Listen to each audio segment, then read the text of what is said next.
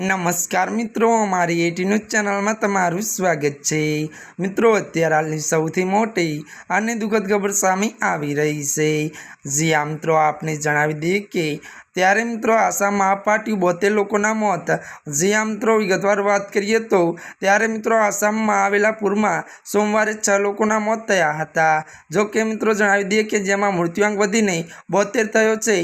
त्यारे मित्रों वधु तमने ए पण जणावी दीए कि जेमां आसामना स्टेट डिजास्टर मैनेजमेंट ऑथोरिटी अनुसार मळती माहिती अनुसार आपने जणावी दीए कि असरग्रस्त जिल्लाओनी संख्या ने 6 जुलाईना रोज 30 थी घटीने सोमवारे 27 थई गई छे।